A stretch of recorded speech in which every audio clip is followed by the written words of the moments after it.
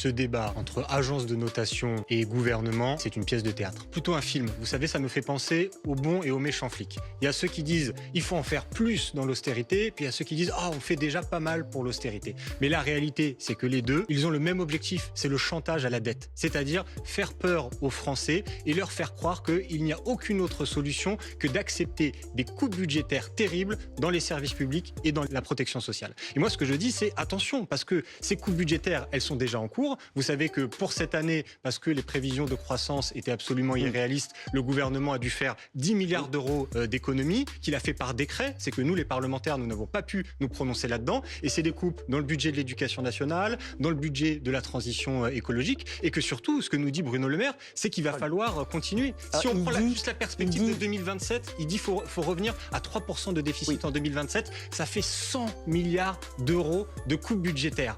Ça va être absolument terrible. Vous avez dit, monsieur, ne vous inquiétez pas, l'objectif de 3% de déficit en 2027, on ne le fera pas avec des coupes budgétaires massives, mais grâce à la croissance.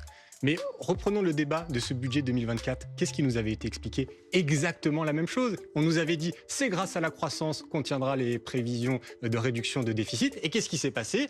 Les prévisions de croissance étaient irréalistes et les coupes budgétaires, elles finissent bien par arriver. C'est aux Français qu'il va y avoir un tournant vers la rigueur. On est dedans, on est en plein dedans et ça ne s'arrêtera pas. Il y a ce qui a déjà été fait, il y a ce qui va être fait dans les prochains mois avec l'assurance chômage, il y a ce qui va être fait sur les arrêts maladie. Vous savez, c'est la Cour des comptes qui recommande de ne pas rembourser les 8 premiers jours d'arrêt maladie, afin de ne pas verser d'indemnité. Et Bruno Le Maire a dit ce n'est pas à l'ordre du jour pour 2024. Voilà, donc on sait très bien que c'est le genre de sujets qui vont arriver après. On redistribue beaucoup dans ce pays, mais pas aux bonnes personnes. Vous savez quel est le premier poste de dépense du budget de l'État? C'est la compensation des exonérations de cotisations sociales qui sont faites aux entreprises et dont bénéficient en majorité les grandes entreprises. Donc maintenant, il faut arrêter avec ça. Il faut arrêter de distribuer l'argent public à ceux qui en ont pas besoin. Il faut s'en servir pour des politiques qui soient au service des gens, qui soient au service du peuple. Face à tout ça, ça peut paraître un petit peu désespérant, mais il faut se battre. Nous, les députés insoumis, on le fera. Vous le savez, nous avons déposé une motion de censure. Et il y a une autre motion de censure populaire, si je puis me permettre, qui est à disposition. C'est l'élection européenne du 9 juin. Si vous ne voulez pas vous faire manger par toutes ces politiques d'austérité, il faut résister. Et le meilleur moyen qu'on a en démocratie de résister, c'est d'aller voter. Et je vous invite tout le monde à le faire le 9 juin. C'est pas l'Europe qui votera.